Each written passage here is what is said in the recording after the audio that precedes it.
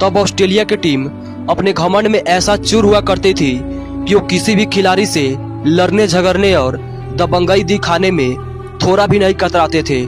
साल 1999 में जब भारतीय टीम ऑस्ट्रेलिया के दौरे पर थी, तभी अपनी आदत से बाज कंगारुओं ने सौरव गांगुली से पंगा लेते हुए स्लेजिंग करना स्टार्ट कर दिया था।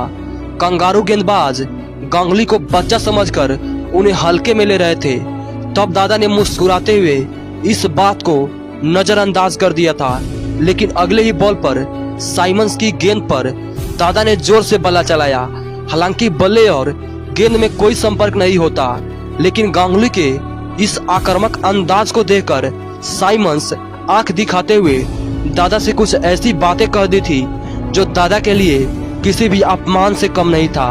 और इस अपमान के आक्रोश में आकर जब दादा ने कंगारुओं पर पलटवार करना शुरू किया था, तो एमसीजी के ग्राउंड पे पूरी दुनिया ने देखा था दादा की दहशत। और गुस्साए दादा ने एमसीजी के मैदान पर ऐसा तांडव मचाया था जिस खौफ और दहशत में आ गए थे ऑस्ट्रेलिया के सारे गेंदबाज। जब भारत और ऑस्ट्रेलिया के बीच 50-50 ओवरों का ये रोमांचक मुकाबला ऑस्ट्रेलिया के एमसीजी ग्राउंड पर खेला जा रहा था, तब ऑस्ट्रेलिया की टीम का ऐसा रुतबा हुआ करता था कि ऑस्ट्रेलिया के घर में घुसकर ऑस्ट्रेलिया को हरा पाना किसी लोहे के चने को चबाने से कम नहीं था। लेकिन जो बीत गई वो बात गई।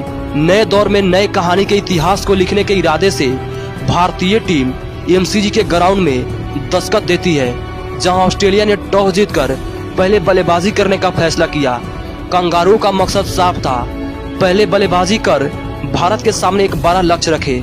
और इसी इरादे के साथ मार्कवा और एडम गिलक्रिस्ट की जोड़ी ऑस्ट्रेलिया की पारी की शुरुआत करने के लिए मैदान पर उतरती है, जहां जवागल श्रीनाथ एडम गिलक्रिस्ट के लिए काल बनकर उनका इंतजार में खड़े थे। और महज 3 रनों के स्कोर पर ही खतरनाक एडम गिलक्रिस्ट को आउट करके श्रीनाथ ने भारत को पहली सफलता दिला दी। वही ऑस्ट्रेलिया के दूसरे ओपनर मार्कवा को अजीत अगरकर ने पवेलियन का रास्ता दिखा दिया था। 19 रनों पर 2 विकेट गिराकर भारतीय टीम कंगारू के ऊपर पूरी तरह से हावी हो चुकी थी। लेकिन तभी मैदान में आते हैं रिकी पॉन्टिंग, जो ऑस्ट्रेलिया के ढाल बनकर खड़े हो गए थे। और फिर पॉन्टिंग ने भारतीय गेंदबाजों पर जमकर प्रहार करना शुरू कर दिया। अपने ताबड़तोड़ बल्लेबाजी और बैक टू बैक बाउंड्री से पॉन्टिंग ने देखते ही देखते अपना और शतक भी पूरा कर लिया। पॉन्टिंग के इस तूफानी पारी को रोकने के लिए भारतीय कप्तान सचिन ने 7 अलग अलग गेंदबाजों को आजमा कर देख लिया, लेकिन पॉन्टिंग ने सभी गेंदबाजों पर प्रहार करते हुए 115 रनों की बेहतरीन पारी खेल डाली। इसके बदौलत ऑस्ट्रेलिया ने निर्धारित 50 ओवर में 270 रन का टारगेट भारत के सामने रखा, जो उस दौर में एमसीजी के लंबे चौड़े ग्राउंड पर किसी मैच को जिताने के लिए काफी हुआ करता था। ऊपर से ऑस्ट्रेलिया की टीम में ग्लेन मैकग्राथ, ब्रेट ली और एंड्रू साइमन जैसे घातक गेंदबाज थे, जो टीम इंडिया पर कहर बरसाने को तैयार थे।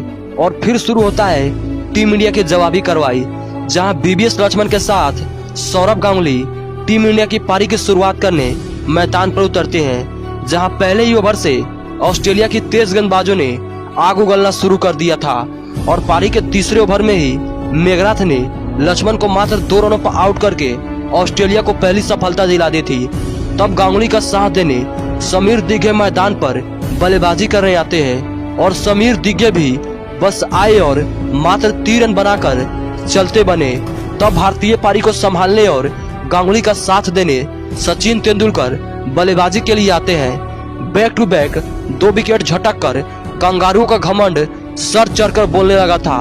और इसी घमंड में चूर साइमंस ने दादा से पंगा लेते हुए स्लेजिंग करना भी स्टार्ट कर दिया था। लेकिन साइमंस का बदतमीजी का मुंह तोड़ जवाब देते हुए गांगुली ने अगले ही बॉल को हवा में उड़ाकर ऐसा मारा कि बॉल उड़ते हुए बाउंड्री के बस थोड़ा पहले गिरकर चौके के लिए चली जाती है।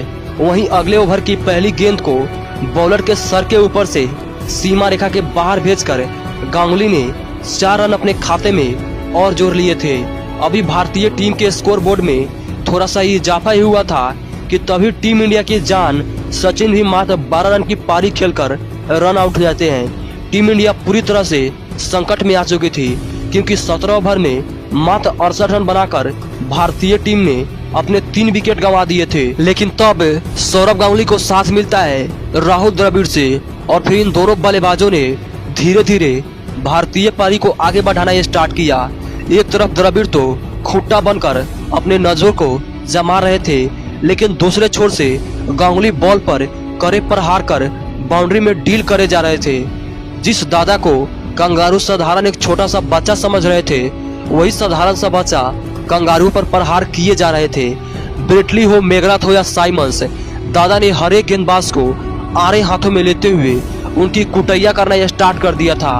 और फिर बैक टू बैक बाउंड्री से दादा ने देखते ही देखते अपना और शतक भी पूरा कर लिया था। दादा के इस ताबड़तोड़ बल्लेबाजी से अब भारतीय टीम मजबूत स्थिति से जीत के राह पर आगे बढ़ रही थी। गांगुली को आउट करने के लिए कंगारू गेंदबाज मचल रहे थे, लेकिन जवाब में दादा ने उन्हें बुरी तरह से पीटे जा रहे थे। गांगुली के हवाई शॉट को देखकर ऑस्ट्रेलियाई कप्तान ने अपने अधिकांश खिलाड़ियों को बाउंड्री पर लगा दिया था, लेकिन कंगारू फील्डर मैदान में जहां जहां खड़े हो रहे थे, दादा दाएं हो या बाएं हो, फिर उनके ऊपर से बॉल को बाउंड्री के बाहर भेजे जा रहे थे। और फिर दादा ने एमसीजी के मैदान में तांडव मचाते हुए अपना शतक भी पूरा कर लिया। दादा के इस तूफानी शतक के बदौलत भारतीय टीम एक मजबूत स्थिति में खड़ी थी, क्योंकि दूसरे छोर से राहुल द्रविड़ ने भी अपना और शतक जमा दिया था।